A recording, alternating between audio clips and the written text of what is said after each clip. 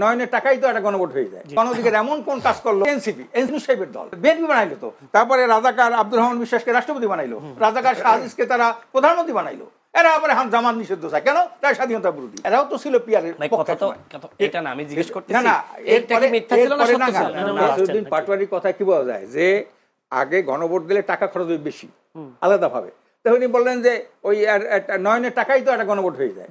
তাহলে বোঝা গেল সে আগে চায়, সে গণভোট আগে চায়, তাহলে টাকার চুরির কথা বলবে কেন? যারা বলছে টাকা খরচ হয় বেশি, এই কথাটা যদি হয় তাহলে ও বলবে কেন যে নয়নের টাকাই তো গণভোট হয়? টাকার কোনো চিন্তা নাই। যদি বাদ দেয় গণ অধিকার পরিষদের এই যে নুরুল হক নূরের কথা, এই নুরুল হক উনি বলছেন ধান্দাবাজি করছেন। এই কথা নিয়ে আর বলতে চাই না। নতুন সংগঠন তো অনেক ভাঙা করা চড়ে উঠতে অনেক সামনে আছে তাদের। কাজে এখন এই কথা যে বলছে তাকে জিজ্ঞেস করা উচিত। কাজে আমি নতুন সংগঠন বলে কি ওদেরকে জনপ্রিয়তা নেই? না, এটা আগামীতে ভোটে প্রমাণ হবে তার জনপ্রিয়তা আছে না নাই, এটা আগামীতে ভোটে প্রমাণ হবে। এই যে এনসিপির কি জনপ্রিয়তা? আজকে এটা তো ইউনূস সাহেবের দল, তাহলে জাতিসংঘে নেই কেমনে তাকে? জাতিসংঘ নিল কেমনে? কোন ক্রাইটেরিয়ায় এনসিপি জাতিসংঘে দিতে পারে বলে? হ্যাঁ, কাজে এই যে বিষয়টা এটা মনে রাখতে হবে। জনপ্রিয়তা মানে কি? জনগণের আস্থা অর্জন করে, এই না সেটা কেন কি এমন কি গণ অধিকার এমন কোন কাজ করলো, এনসিপি এমন কোন কাজ করলো জনগণ তাদের হুমড়েই পড়বে? ধন্যবাদ। আমি একটু যদি রাশেদ খানকে যেতে দেখি এমন কি কাজ করেছেন যে জনগণ আপনাদের উপর হুমড়ি খেয়ে পড়বে, আপনাদেরকে ভোট দিয়ে নির্বাচিত করবেন? ধন্যবাদ ভাই। রাজনীতিবিদদের চরিত্র সম্পর্কে বলেছে প্রথমত মিথ্যা বলা।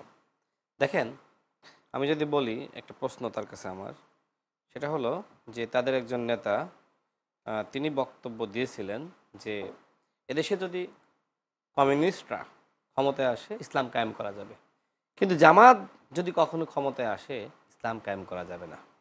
আমার প্রশ্ন হলো যে এই কথা তিনি দলের কেউ বলেছে? জি, দলের খুব শীর্ষ নেতা, ভাই জানে, সবাই জানে, কে জানে না, সবাই জানে। তো প্রশ্ন হলো এই কথা কি তিনি মিথ্যা বলেছিলেন না সত্য বলেছিলেন? আমি তার কাছে এই প্রশ্নটা করতেছি। না, কথা তো এক একজনে এক এক টাইমে বলতেই পারে। তখন যেটা ছিল যে ইসলাম কায়েম একদিন, আর ফেসিবাদ হটানো, ফেসিবাদ হটাইলে পরে হটানোর পরে আমরা ইসলাম কায়েম করবো।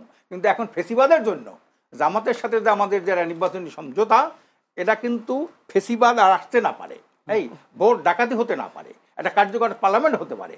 এই জন্য কিন্তু আমরা এই যে এটা করেছি জামাতের সাথে, সেখানে কিন্তু আমাদের একটা পিয়ার পদ্ধতির দাবি কিন্তু আছে। লোয়ার হাউসে পিয়ার চাই। এই লোয়ার হাউসের পিয়ার তো এরাও এক সময় ছিল, এরাও তো ছিল পিয়ারের পক্ষে।